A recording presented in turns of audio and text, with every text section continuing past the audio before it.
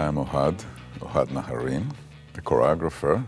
I came here first time 1987 by invitation of the Holland Dance Festival. And then very soon after, Yuri Kilian invited me to do the first meeting with the NDT. For many years I used to come here 2 times, 3 times a year, and big part of my repertory, some of it was actually even created here, is in the repertory of NDT. This is a home away from home here. Basically all my work is invested a lot in the narrative of dance. And the narrative of dance repeats itself in all my works because it has to do with volume and gestures and beauty, organization, chaos, ability of dancers to make a sublimation of strong feelings into clear form. Trying to get the tension between all the elements in a right way. So it's always in a way the same narrative, because the narrative of dance doesn't really change. What is changing many times is the building blocks of my work. And I think for Zo, I use very different building blocks than other works in the past. That's maybe why people will think it's different. But for me, it's not so different in how I choreograph and why I choreograph and how I dance and why I dance. Zo, it has a meaning. In Japanese, it means elephant. I think everybody experiences the sense of the elephant in the room, in their personal life, in how they meet friends or colleagues, or even when they're alone. Many times it connects to a gap between the reality and how we grasp reality, and the difference between people who have these different grasps of reality. And in this gap, many times there's this big elephant.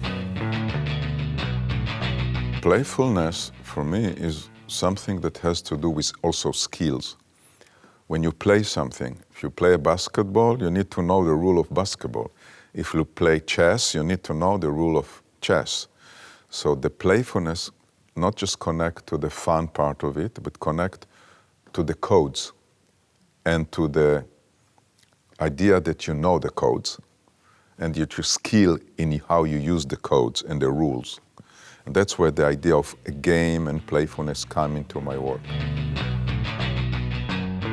I'm invested in the composition, how I arrange the room, the distance between bodies, the dynamics, the small gestures, the over-the-top, the ability to laugh, and myself and dancers also in their translation to be able to connect to the lightness as a virtue inside the most demanding, challenging, or hard moment of the piece. And this is very particular in my research, that you always have a strong enough engine to lift the weight. So it's never heavy. It's heavy, but I can lift it. And so that's a very important element in the atmosphere of the piece. I'm a junkie for strong feelings, but I let them come.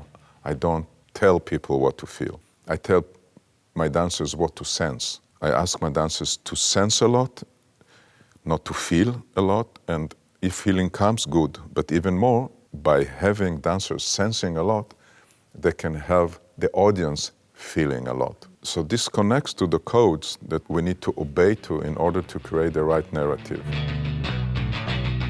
A lot of my relationship to music stem from the idea that we don't need music to dance. We need space and time and our body.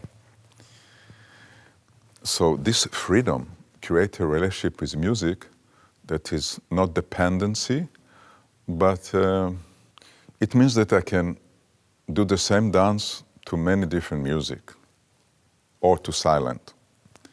So in the process, I always do that. I always keep changing the music, or I create in silent and then I will bring music.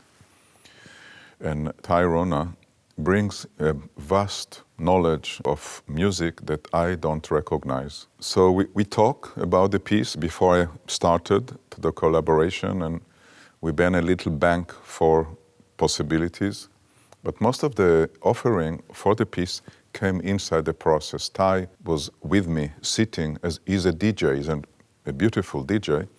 He was actually DJing the process. I would say that half of the music of the piece came from his offerings, and half of it is things that I wanted to explore. But what he brought elevated a lot the process and the results of the piece. I think the intimacy and being sometime a lot closer than we are, like 1 meter away from a dancer, it's very intimate, and also allow for small gestures without the worry, will it arrive to the last row, you know? Sometimes people are occupied, choreographers, dancers, trying to project far. I like the idea of projecting far, but it's nice to project far with small gesture, the smallest gestures.